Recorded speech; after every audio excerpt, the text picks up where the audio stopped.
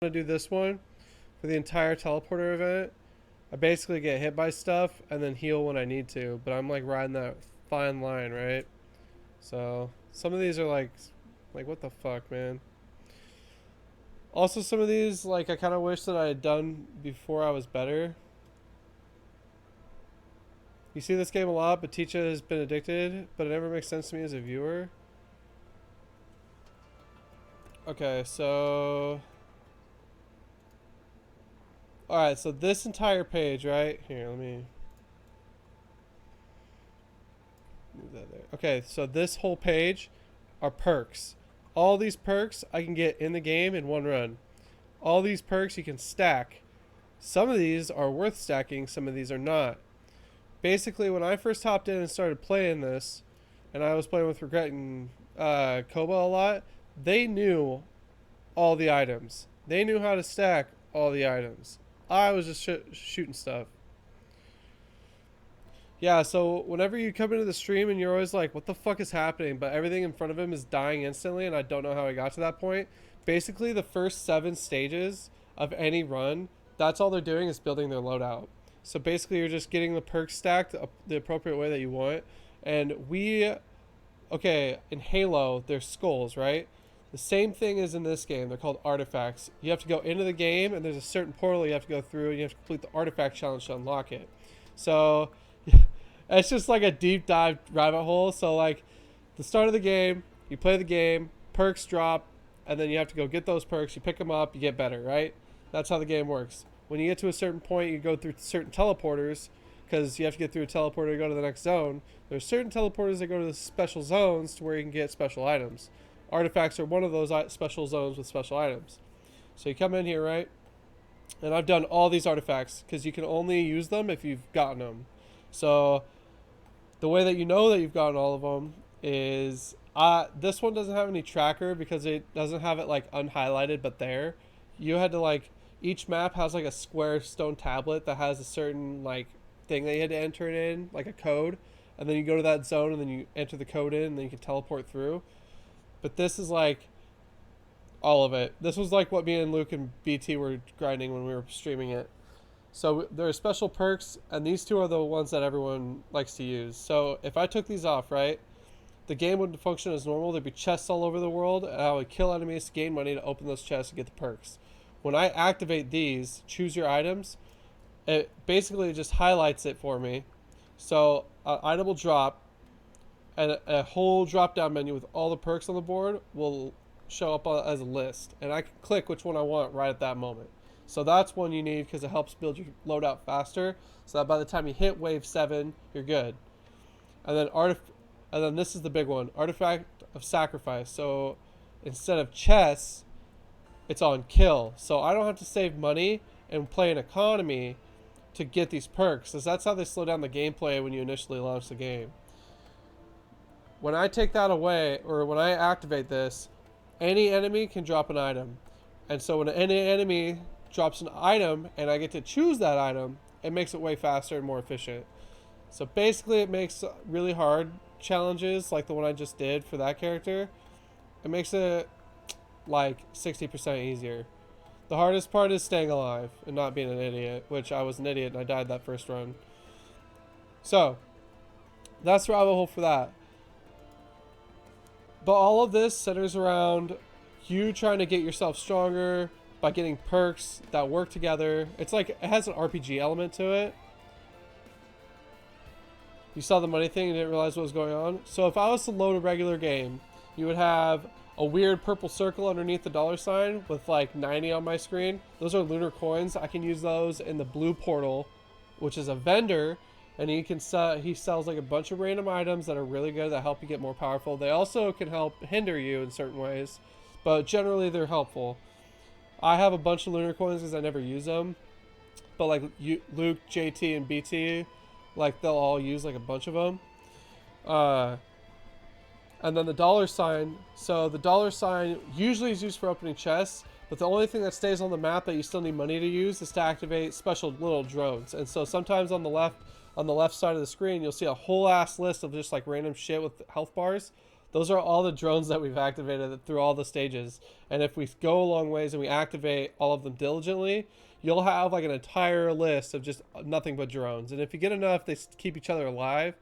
But there's a lot of AoE damage towards the end of like towards the later rounds that just kind of like kill them all off. But yours so stacked doesn't matter. It just helps you get through the first couple maps. So, with that being said, generally there are certain ones that you want to get first, and then there's other ones that you can kind of wait till later. So generally for me, I don't need high movement speed. So like stuff like this random hoof, like you'll see me have like one or maybe two early on in a run, like maybe wave 4, like world 4. This one, like, you don't really need it, but if you have other player, like your teammates, like if you're playing co-op and your teammates have it, they're going to get all the items faster because they're there first. Unless you like, I need that item. So it's like, may as well get it and scale up the same speed as them. And you can hit tab and you can see a whole drop down menu of everyone's items and stuff. But generally when you start a run out, I'm hunting for, like, when they drop down from an enemy, it'll glow green or white or red or yellow. It'll show up what the value is before you even like walk up to it. So I know in my head, okay, a white one dropped. I know what I'm going to get as I'm walking towards it. Generally, lens maker glasses are the first thing that everyone goes for. It's really silly, and every character looks funny with them on, but your attacks have 10% chance to critically strike. So simple math is that if you get a stack of 10 of these, you get a 100% chance to critically strike, which means you are basically doing double damage after you get a stack of 10. That is what everyone usually goes for. That's why everyone picks glasses first, or it's like their primary. They'll pick a few others, and then they'll go back and pick like a bunch of these. So like, when we start runs, that's what we're generally looking for. And it's all character based, but generally critical hits, like any attack you use on any character, you want more damage. So you stack 10, boom, you're good. Another one that's kind of important on the way up is this one. 15% stack chance to block incoming damage, unaffected by luck. So it says unaffected by luck because there's another perk that I'll show you in a second that activates some of this stuff a lot. But 15%, I usually stack 10 just to like increase the chance of me staying alive from major hits. AoE damage is usually blocked by a stack of these bears, which is really nice. It literally blocks whatever attack hit you 100%. So like you won't take any partial damage from it either. So I like those. And then my new favorite lately has been this one, the Topaz Brooch. And that is when you see someone spawn into a map and they have a red health bar, and then all of a sudden their health bar goes up and it's like a insane amount of damage, like their health just goes way through the roof and it's like a gold bar. That's this perk activating. This perk makes it so that you get a temporary barrier on kill for 15 health.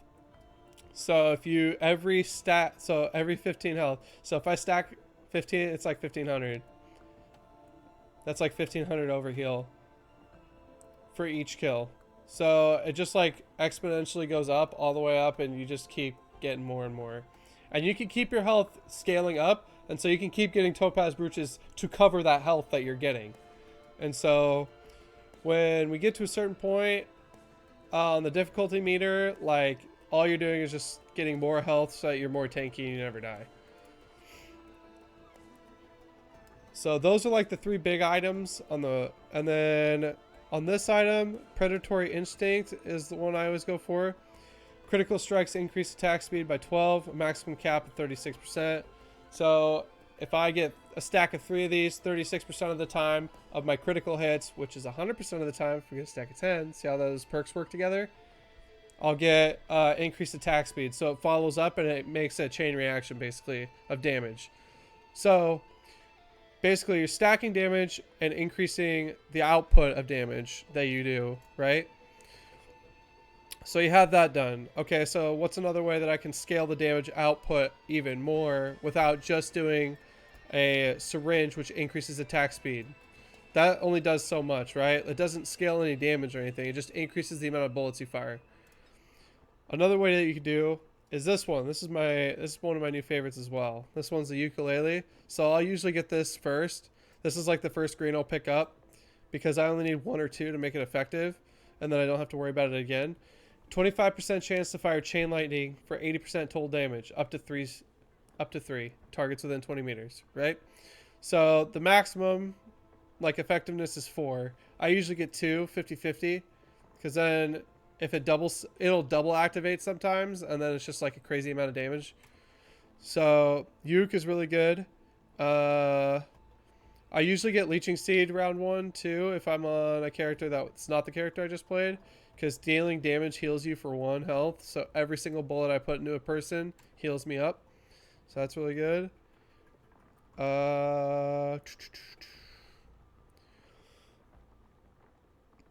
Yeah, all these like are just kind of accessories that help you output more damage or like put more stacks on basically.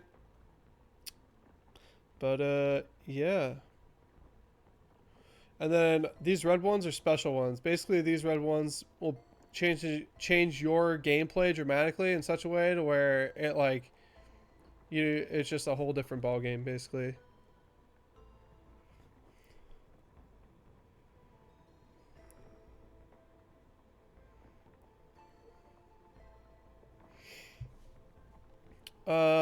So for example, the first one that me, Luke, and Brandon always usually get is this one.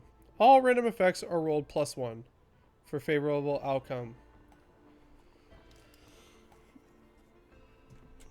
Basically, this one just makes it so that proc chances happen nonstop.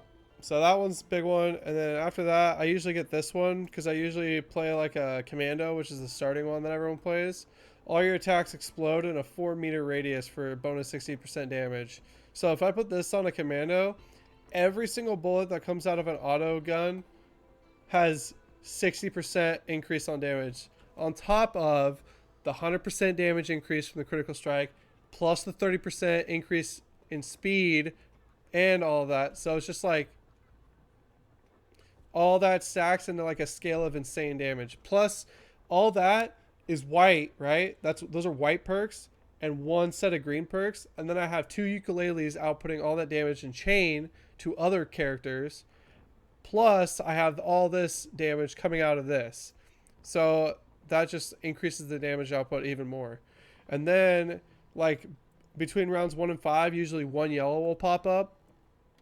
And this is my favorite one to grab. So this one, critical strikes. Remember, every single bullet I fire is a critical strike, right? After I get a stack of 10. So this, every single critical strike, every single bullet bleeds enemies for 240% base damage. They will explode on death for 400%. So after I kill an enemy that is bleeding from this perk, they explode with 400% damage. Plus the additional 15% of their maximum health. So basically everything around them explodes. So yeah, it's like you build from nothing and then you just keep kind of scaling up and increasing. You get a few really good items from here, and then you get like 1 or 2 good items from there, and boom, all of a sudden you're just like killing everything on the map. And then it's just making it more efficient and more stable as a setup. Because then you'll get other items that just kind of like flatline, just help you out at the gate. So like this one, like deals 150% damage to enemies above 90% health. If I had a stack of 10 of these, right, then you're doing 15,000, I think, right? 100, you had 2 zeros, yeah, 15,000. So 15,000% damage, right? Increase. If I use my special ability, the orange ones over here, and there's this one that you'll see, there's like a random lightning strike that comes down. That's this perk right here. If I do 3,000 damage times the 15,000, boom, all of a sudden I'm doing, do the math, 45, like 4.5 million damage, or 450,000 extra percent damage. So it's just like the damage is scaled up just with that one perk right here and that getting combined. So it's just like all that together just like makes the game, it's like the game's hard at first, which makes it fun because it's challenging, and then it becomes a little bit easier, and then it's just like just seeing all the stuff that happens. Math, I mean, yeah, math.